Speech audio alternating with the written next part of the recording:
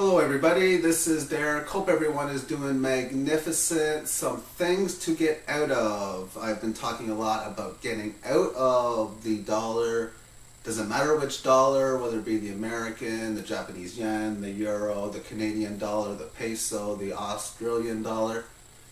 I don't really think it does. Yes, some may outperform others. We've seen the American dollar they were outperformed by other currencies, meaning Canada has been doing better.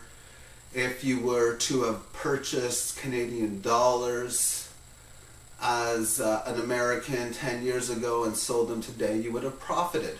If you would have bought gold 10 years ago, well, now you would have seen profits in the States of about 250% and 150% in Canada and Europe. What this tells me, American dollar has lost more, but all other dollars are still losing.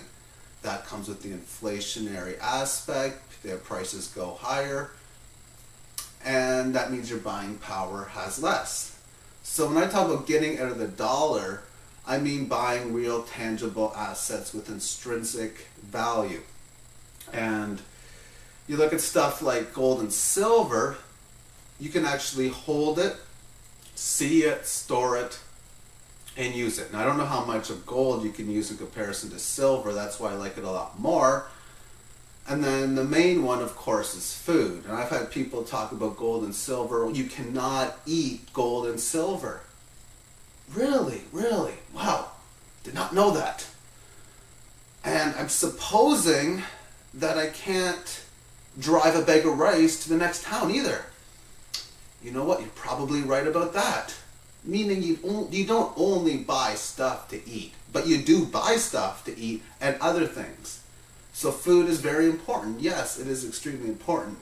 And will it be very easy to sell your silver and gold for food later on?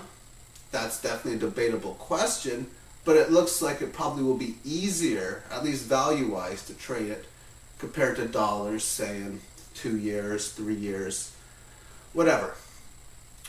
However, the second thing in which I think is important to get out of, and even more important, is that of fear. And when I say fear, I mean negativity, negative thoughts, negative actions, what we call a lower frequency, a lower energy base, and replace that with love. When you get out of the dollar, you're getting out of it for real assets. And if you get out of a fear-based system, you get into a positive-based system. And this isn't the type of event that really happens overnight, week, month, or year. In fact, if you've noticed that you've had difficulties with stress and really having a lot of negative emotions, if you can say to yourself, man, it's not as bad as it was before, that's a positivity, in my opinion anyway.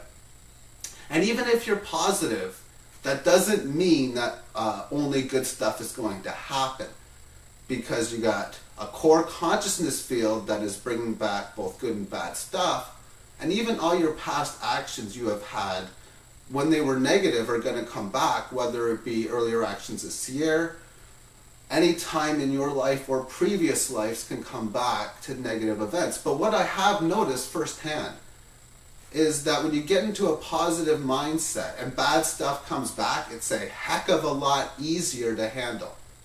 That is huge. When, if you were normally used to having, say, physical pain and it comes, next thing you know, you can handle it better. It's still going to be painful, but you can handle it better. Or if you're a gambler and you have a bad losing day and you lose a bunch of money, if you can eliminate the stress of that, that can create like positive results, maybe less sickness.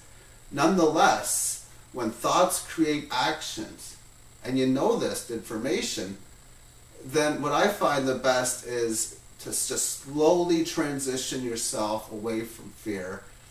Don't try to do it overnight, but try to make progress. That's the main thing. Like I'm saying, if you had a week where you had 50 negative actions and thoughts, and the following week you only had 45 of them, that is an improvement.